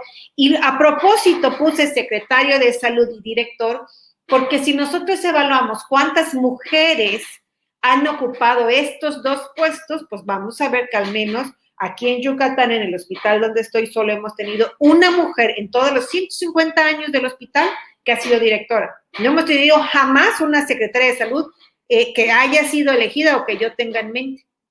¿Ok? Pero cuando hablamos entonces ya de cargos con menos rango, ya entonces ya empezamos a ver a las mujeres, que es por lo que sabemos como techo de cristal, ¿no? Y las jefas de división o las jefas de servicio y obviamente el profesional operativo. Y si preguntamos, ¿cuántas veces ha sido un secretario de salud alguien que no sea del área de medicina? Pues yo creo que nos vamos a ir de espaldas, ¿no? Y entonces, ¿qué es lo que cataloga el equipo de salud, ¿no? Y obviamente, si nos metemos al campo clínico, pues tenemos lo que son las jerarquías del subespecialista, el especialista, la residencia, los médicos generales. Incluso me decía una doctora de medicina general, como médica adscrita de urgencias, doctora, es que los residentes de urgencias, los R1 de urgencias que hacía un mes antes estaban tratando de entrar al MEMAR, ni siquiera la volteaban a ver, ni siquiera escuchaban las indicaciones que ella estaba dando, ni siquiera le permitían liderar el equipo de trabajo, a pesar de toda su experiencia en el área de urgencias. Y obviamente eso compromete la calidad de atención de los pacientes. Y les voy a decir algo. ¿Quiénes son los que promueven que esto se siga perpetuando? Precisamente las escalas más altas, porque lo han vivido, porque saben que esto así funciona y porque así tiene que funcionar y porque mientras eso funcione, le sigue dando el privilegio de estar en ese estatus más alto. Nadie quiere perder sus privilegios. Las luchas nunca van a ser del más privilegiado al menos privilegiado, nunca. Siempre van a ser del menos privilegiado hacia los más privilegiados y los más privilegiados siempre van a ser, no, es que ellos no saben todo lo que hay que hacer. O como funciona aquí en el hospital, es que nadie quiere obtener estos puestos administrativos y con ese nadie quiere tener estos puestos administrativos. Han pasado años en los mismos puestos y obviamente teniendo las mismas acciones. Y como decía hace un momento una compañera, si seguimos haciendo lo mismo, va a seguir pasando exactamente lo mismo. Entonces, el doctor Roberto Castro pues va explorando estas formas de violencia que se presenta en medicina, ¿no? Que lo cataloga como violencia externa y violencia interna desde un enfoque operacional. Esta violencia interna es la que nosotros vamos ejecutando, que es lo que nos interesa ahorita, entre nosotros como parte del personal y que además tiene cierta jerarquía, ¿no? Todos recordamos este video que fue muy dramático y fue muy dramático no por lo que dice el médico adscrito, sino, y la actitud que toma el médico residente, sino porque fuimos evidenciados a nivel nacional de que esto es una realidad y que no era un secreto a voces más, ¿no? Y bueno, dentro de esta violencia interna que vivimos como trabajadores, tenemos la violencia hegemónica y la contrahegemónica, que la hegemónica es la que ocurre desde la forma estructurada, ¿no? Del personal hacia los pacientes, interpersonal de salud de rango alto a rango bajo y desde la forma estructural. Y la contrahegemónica es cuando los que somos subalternos nos quejamos de los superiores o cuando los pacientes se quejan del personal, ¿no? Y entonces es lo que reflejamos como contrahegemónica. Y bueno, la hegemonía, pues ya sabemos que es esta forma de supremacía que de cualquier forma en quién debe de tener la razón y quién tiene que acatar las indicaciones que se van dando. Y esto es precisamente el ejemplo que nos ponía una de las espectadoras, ¿no? De qué pasa con las personas de más alto rango y qué pasa con las de más bajo rango, y vemos que se normaliza que las violencias se puedan presentar como las violencias psicológicas, ¿no? Al yo poner este ejemplo de decirte, bueno, nosotros podemos, no nos vamos a manchar, es precisamente una amenaza, es una advertencia de lo que realmente debe de suceder o lo esperado que suceda en ciertas circunstancias, ¿no? Existe un término que se llama violencia simbólica, que son diferentes formas de poder expresar una violencia sin que sea una violencia física real, ¿no? Y ante los ojos de los demás, como por ejemplo la burla. La burla suele ser como parte del folclore mexicano, pero mucha de esa burla está basada en una violencia que permite normalizar la violencia, ¿no? Entonces, esta violencia interna hegemónica permite ratificar esta estructura jerárquica y poner en su lugar a cada uno de los que van a ser actores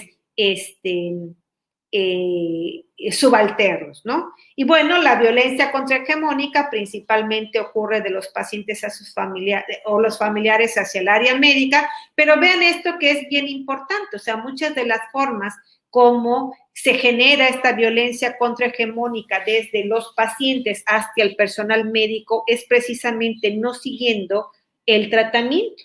Y vean cómo esto, aunque le afecta directamente al paciente, realmente pone en riesgo al paciente a partir de nuestras actitudes como personal médico. Y cuando vemos que algún paciente no quiere someterse a lo que estamos indicando, generamos tácticas de sometimiento.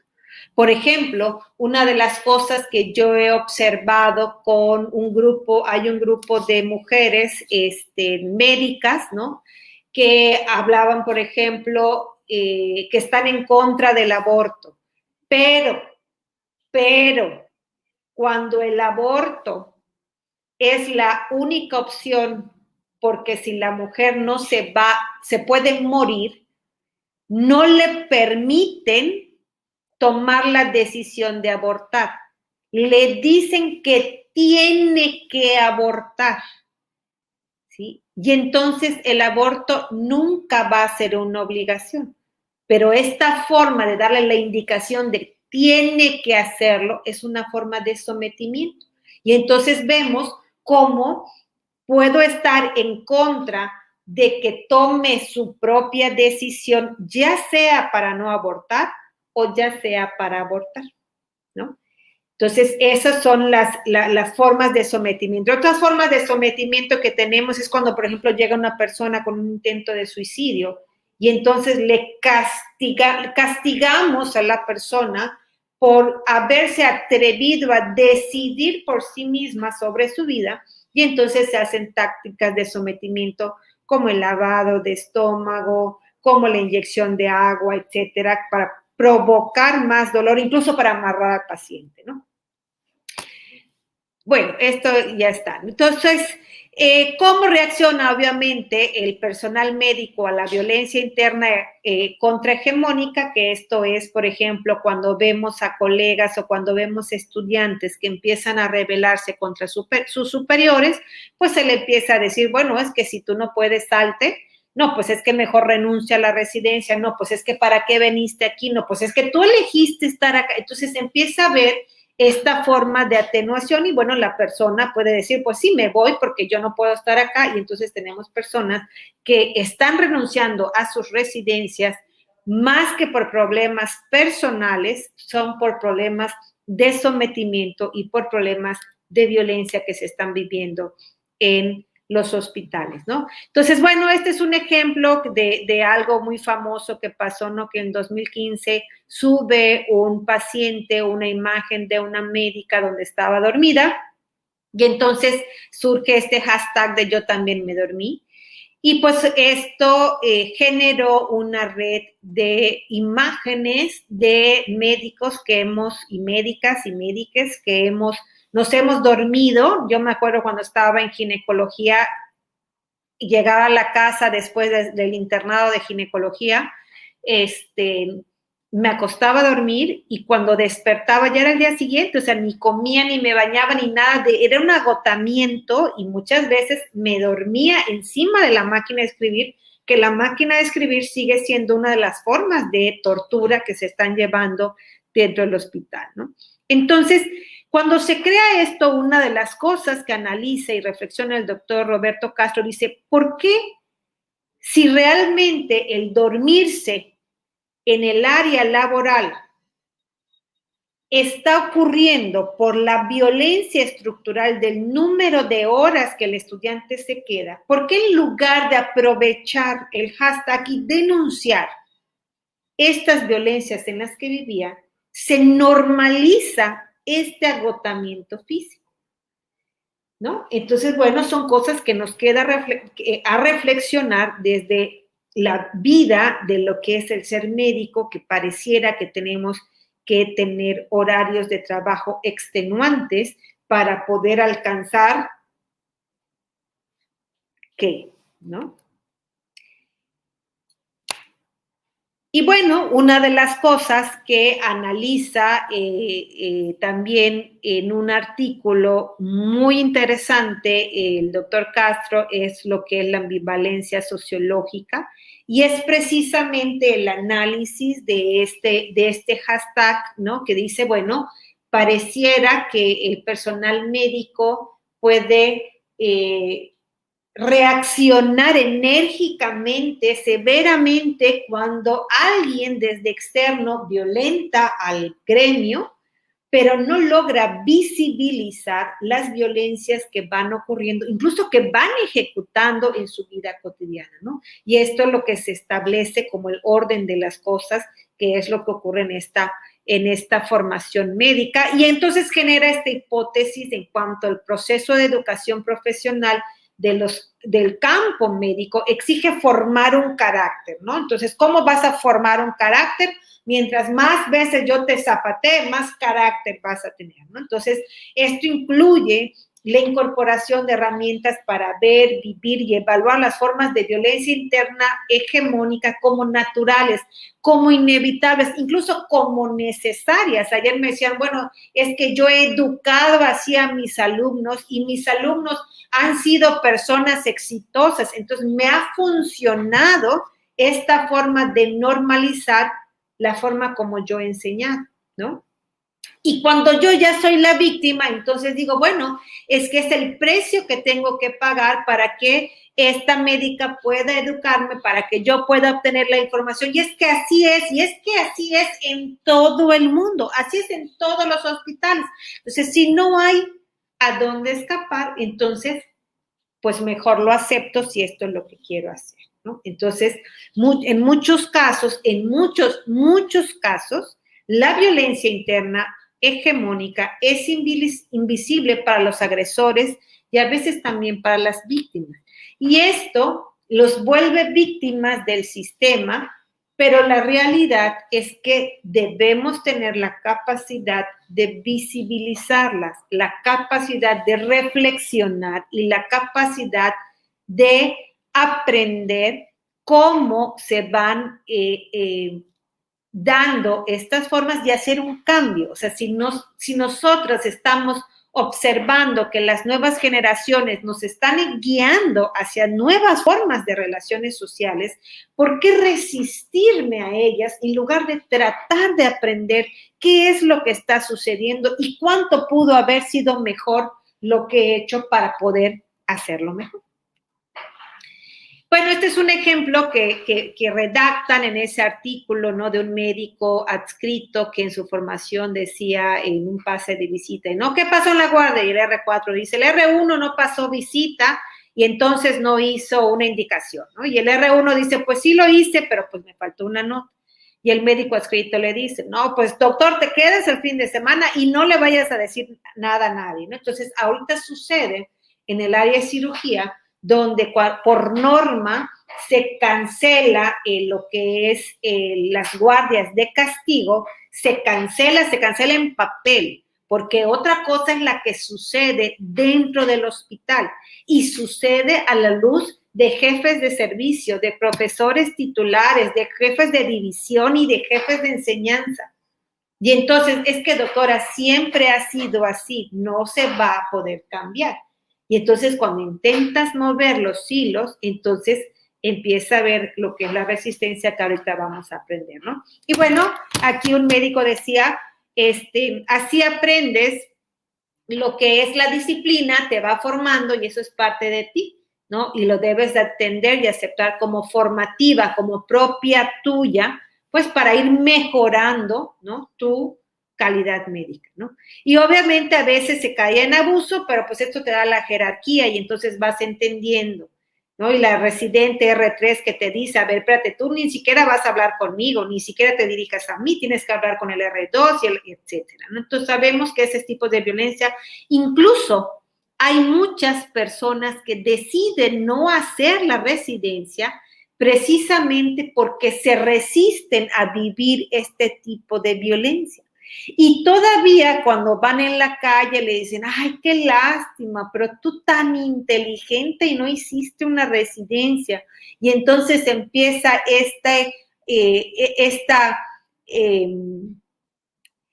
disminución del valor que se le da a una persona de acuerdo a si hizo o no hizo una residencia, ¿no? Entonces, este objetivo de esta forma de disciplina jerárquica se basa en el miedo, ¿no? En generar este carácter que va a tener sus características centrales y esta ambivalencia que habla que habla el doctor Castro cuando dice, bueno, te piden que seas humanista con tus pacientes, quitándote tu dignidad humana a partir del castigo. Entonces, ¿cómo tomar la decisión que tanto es tantito con estas diferentes formas cuando tú estás viendo que el médico que más sabe es el más agresor y que además es el ejemplo que te ponen como máxima alcanzar, ¿no? Entonces, bueno, ahí es donde se vuelve muy complejo. Y esto es lo que permite que los estudiantes, las estudiantes que no han entrado del lleno a esta vida hospitalaria, cuando entran, hacen todavía más visible o se les hace muy visible estas formas de violencia y si esto se va normalizando, bueno, se va forjando esta normalización de la violencia cuando ya están dentro del área hospitalaria. Por cuestiones de tiempo, ¿qué perpetúa esta violencia intergenómica? ¿No? Pues obviamente la impunidad, hegemónica, perdón, la impunidad, ¿no? Los estudiantes y profesionales que no reciben apoyo de sus superiores cuando denuncian eventos de violencia, cuando pareciera que no hay nada que hacer, ¿no? Cuando al denunciar te va peor, ¿no? Entonces, obviamente, esto, la impunidad va persistiendo que esta violencia ocurra, ¿no? El silenciamiento a través de la distorsión y la etiquetación del denunciante, ¿no? Es que no aguanta nada, es que es un gallín, es que de todo se queja, ¿no? Es que todo quiere que se cambie, es que quiere imponer sus formas, ¿no? El hablar mal de la víctima. Entonces, es una forma de obligar al silenciamiento de este tipo de violencias, que lleva, por supuesto, a la normalización de la violencia, y que ahora cuando nosotros vemos las redes sociales, podemos ver cómo estas formas de violencia contra la mujer, de violencia de género, de violencia jerárquica, de terror educativo, pasa a lo que son las redes sociales, traspasa lo que son el Internet, y obviamente se empiezan a encontrar otras formas de generar arrancar la dignidad a las personas, y pues se normaliza incluso la cultura, este meme que es la cultura de la violación, la cultura del acoso sexual hacia las mujeres, ¿no? Y cómo causa risa, y cómo puedes ver grupos de adscritos que van compartiendo esto, y todavía con la insignia de decir, es solo un meme, ¿no?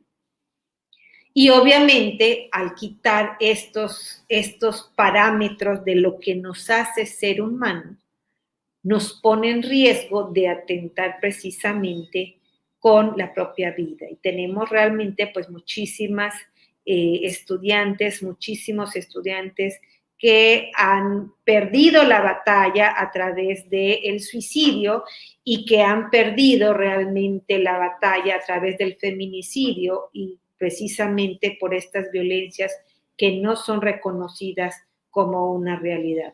Todavía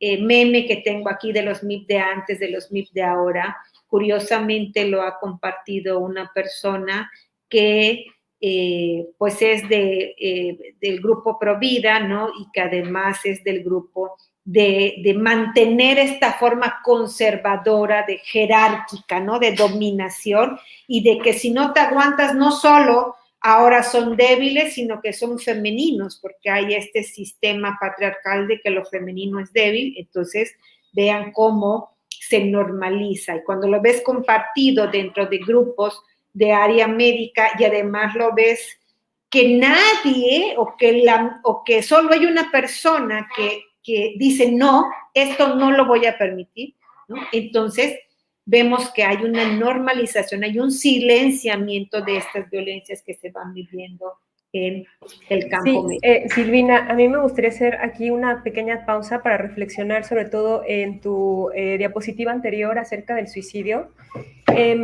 Y este me llegó, y te juro que cuando lo estabas comentando acerca de esto me ericé, porque vemos cada vez más se visibiliza, y creo que todos los que estamos aquí hemos tenido compañeros, compañeras, compañeros que se han suicidado en algún momento durante nuestra formación médica, ¿no?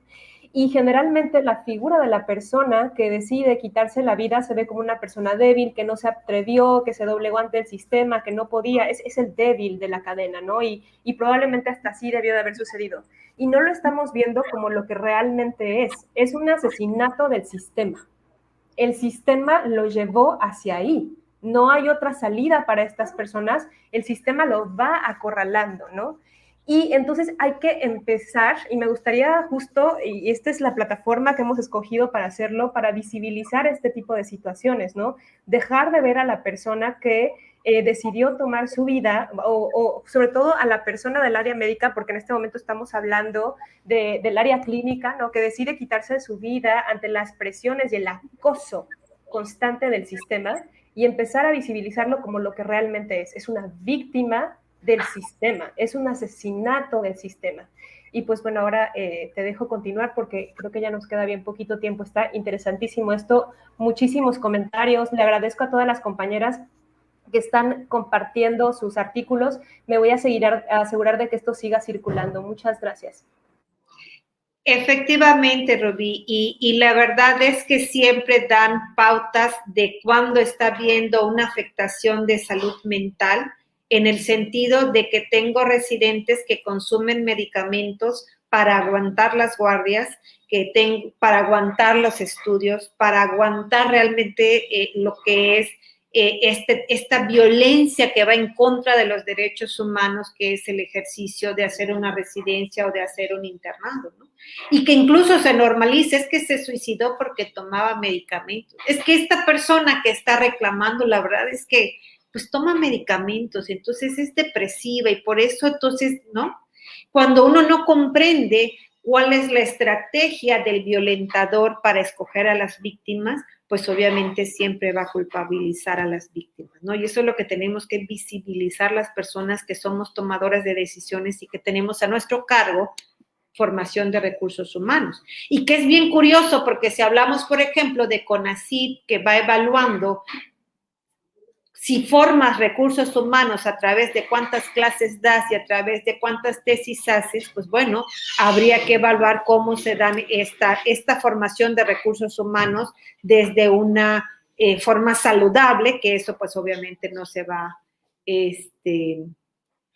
dando, ¿no? Entonces, ¿cómo lo podemos resolver? Hay muchas preguntas que tenemos que hacernos, ¿no? ¿Cuáles son las acciones de las universidades para acabar con la violencia de género, con la violencia que estamos teniendo hacia los docentes, hacia los alumnos o hacia los colegas, ¿no? Tenemos que preguntarnos si se está impartiendo equitativamente la educación en medicina desde la selección del profesorado hasta la selección del alumnado, ¿no? ¿Cuáles son las garantías y derechos de la participación de las y los estudiantes en los hospitales, ¿no? Que fíjense que una de las cosas que yo me he encontrado en los reglamentos es que no hay nada que establezca qué acciones se van a tomar cuando alguien que sea profesor o que sea docente cometa alguna falta. Y eso no está establecido, como si no existiera. Entonces, cuando no está en los reglamentos es porque no se ha visibilizado, ¿no? ¿Cuáles son los canales de denuncia y protección del estudiantado y el profesorado? ¿Y cuál es el pronunciamiento de los sistemas de certificación médica sobre humanismo, ética y perspectiva de género como parte de la actualización de sus agremiados? El otro día que la Suprema Corte de Justicia de la Nación establece la vigilancia de la objeción de conciencia, resulta que como 30 grupos de certificaciones de colegios médicos hicieron un comunicado en contra de esta vigilancia de la objeción de conciencia como si fuera un derecho quitado, y de los 32 firmantes, 2 eran mujeres, ¿no? Entonces vemos cómo se legitima a través de estos mismos colegios médicos lo que culturalmente debe de ser aceptado o debe de estar ocurriendo, ¿no? Incluso cuando vemos, por ejemplo, los paneles de lo que es el área médica que está dando congresos, ¿no? Podemos ver, por ejemplo, muchos más hombres que están dando las pláticas que mujeres. Incluso la otra vez hablaba de un speaker de pues una empresa de leches y veíamos que quien iba a dar la plática de apego a la lactancia materna era un hombre y sin hijos, ¿no? Entonces, bueno, ¿por qué? ¿Por qué un hombre sin hijos médicos va a hablar de apego materno cuando quien no ha dado pecho, pues yo les puedo decir, yo como médica y con 3 trabajos, di 4 años de lactancia materna, es todas las cosas que viví, que sufrí como madre para poder lograr un apego materno? Eso no hay libro que te lo pueda decir, ¿no? Entonces, ¿de qué se trata cuando nosotros vamos a dirigirnos hacia un grupo de población desde el aspecto jerárquico de quién va a dar una plática, ¿no? Obviamente, en este marco, pues hay ideales individuales y colectivos en el ejercicio médico que debemos de analizar. El individual, por ejemplo, los rasgos de carácter, las limitaciones, el nivel de información que tengo, que pues obviamente va a depender del contexto de cada persona, ¿no? Y cómo poder manejar ciertas situaciones.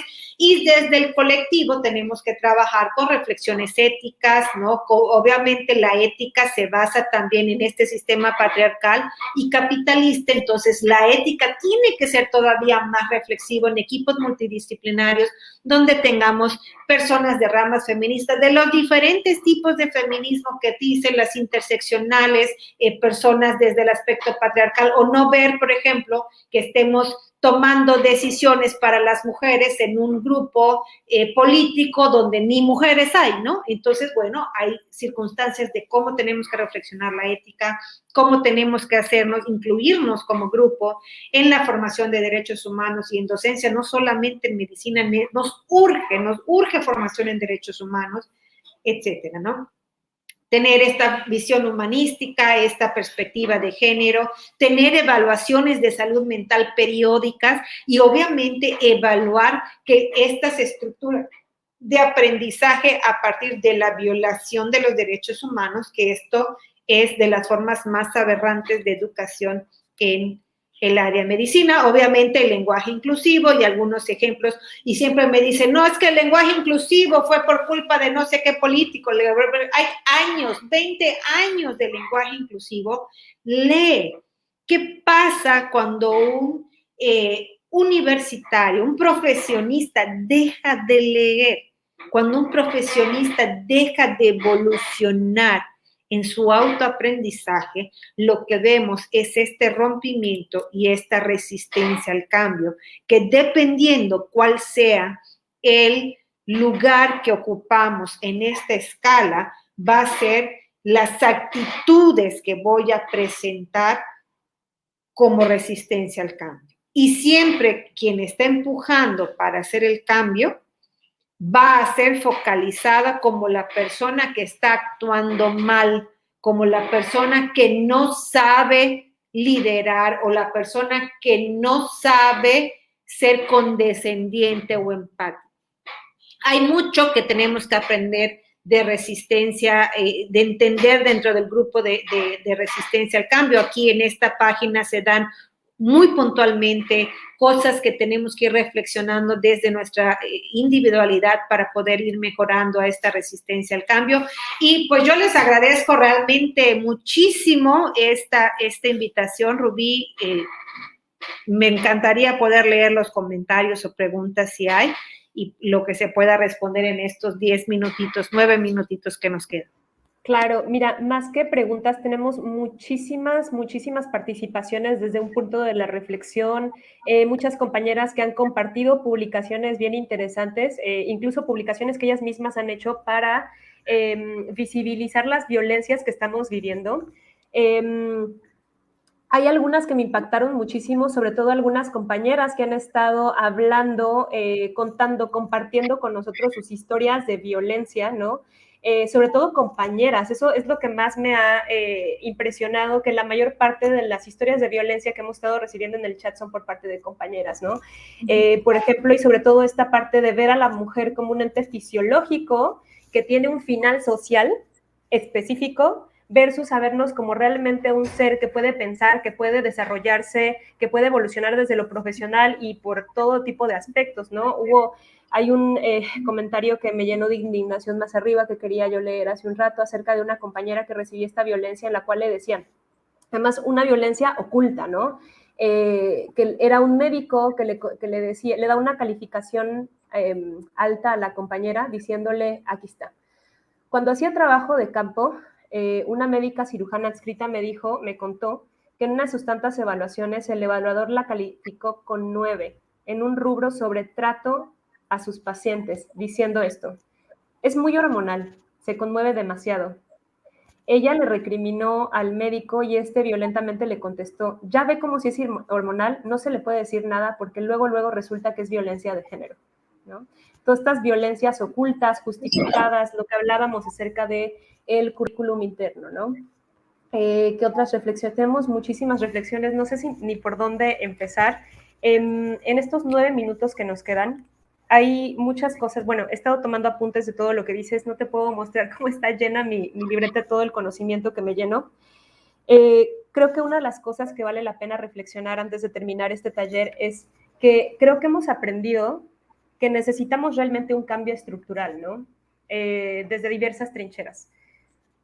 muchos de los comentarios justo reflexionaban esto, el cambio estructural, el cambio de los currículums, ¿no? Integrar en los currículums, que en los currículums también hemos hablado mucho acerca de cómo se da una máxima valoración a la teoría, a la ciencia, a la enseñanza clínica, pero no vemos en los currículums, o en este momento no puedo pensar en un solo currículum clínico que yo haya visto, donde se integren habilidades blandas, liderazgo, bienestar, salud mental, o por ejemplo estas evaluaciones integrales de salud mental a nuestros estudiantes, ¿no?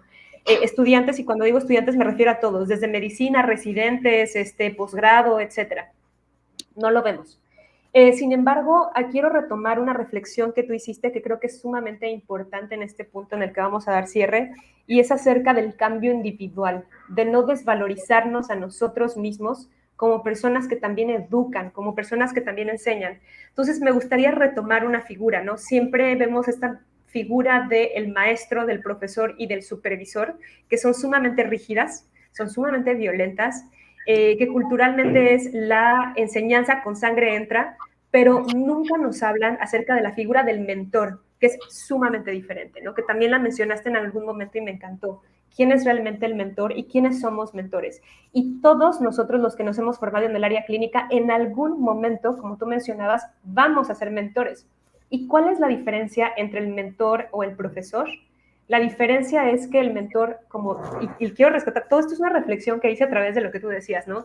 La diferencia entre el mentor y el profesor para mí es el hecho de que no solamente enseña clínica y teoría, sino también enseña con el ejemplo el trato digno a sus compañeros, ¿no? Las habilidades blandas, el respeto, el que se preocupa no solamente por tu desarrollo, no solo por tu conocimiento clínico, sino por tu desarrollo profesional y personal, y que hace un acompañamiento, ¿no? Un acompañamiento integral en todos los aspectos de tu desarrollo. Y esa es la diferencia, ¿no? Entonces, quiero hacer un llamado a todas las compañeras, compañeros y compañeras que nos están escuchando para reflexionar acerca de esto. Todos en algún momento somos mentores, todos en algún momento. A veces ni nos damos cuenta, como decía Silvina, y tenemos que ser muy, muy conscientes de esto. Silvina, antes de cerrar, que ya nos quedan como unos 5 o 6 minutos, me gustaría que nos digas qué es lo que te gustaría que las personas que nos están escuchando se vayan con este mensaje, ¿no? Desde su perspectiva, desde como estudiante hasta como mentores. Ahorita estamos en la época de denunciar. Tenemos que denunciar y tenemos que acompañar a las denuncias. Muchas veces lo que nos limita a acompañar a las denuncias es el miedo que tenemos a perder nuestro trabajo. Nos tenemos que arriesgar y tenemos que tener una causa de lucha. Realmente no es fácil. Nos van a seguir amedrentando y ojalá que cada vez personas con más conciencia social puedan tomar puestos decisivos. Traten de luchar por esos puestos, traten de llegar, sean realmente parte de formar equipos de trabajo, de formar equipos realmente de lucha, porque vale la pena. Al final no lo estamos haciendo solo por nosotras, lo estamos haciendo por todas las generaciones venideras. Y como le digo al grupo de calidad, si nosotros no corregimos esto, quien está pagando las consecuencias son los pacientes. O sea, nuestras violencias se reflejan en muertes de pacientes, en muerte de personas. Así que tenemos el objetivo de por qué luchar, no solamente es para lo que vamos a vivir nosotras, sino para lo que van a vivir las demás personas que atendemos. Y pues muchísimas gracias, claro, Jimena. Y sobre todo que esto termina en nuestros pacientes, ¿no? Y pues bueno, antes de cerrar, perdón. No, está bien. Estamos teniendo un poco de retraso. ¿sí? Ok, entonces, sí. Bueno, también antes de cerrar me gustaría, hay un comentario de Mónica Jasís que dice ¿qué tanto el doctor Alcorcer está recibiendo esta visión? ¿Qué tanto todos los funcionarios en las tomas de decisión están observando este tipo de comentarios? Así como lo han hecho con otras reformas, ¿qué tiene que suceder para que nosotros también nos reformemos? Tomar medidas contundentes en la escuela de medicina, de enfermería, de trabajo social. Quedan muchos años para compartir desde arriba, no podemos seguir solo confiando en las quejas y en las denuncias. Quiero sobresaltar este comentario de Mónica, donde dice no podemos Hay chispas, creo que les perdí.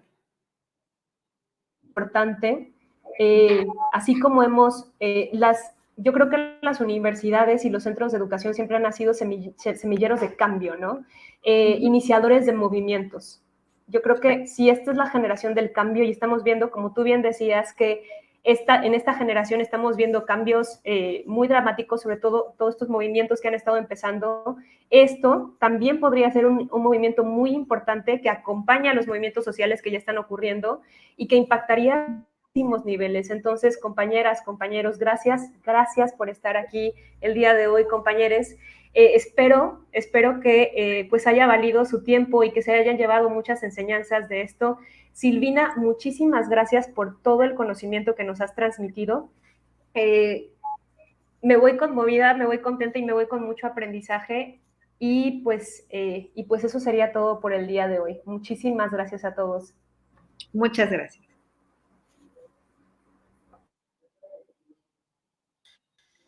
Muchas gracias, Silvina. Bueno, damos por finalizada la sesión. Ha sido muy interesante, como demuestra el chat de comentarios. Y vamos a dar una pausa de unos 2 minutos en lo que preparamos la siguiente ponencia con el doctor Héctor Javier. Muchas gracias.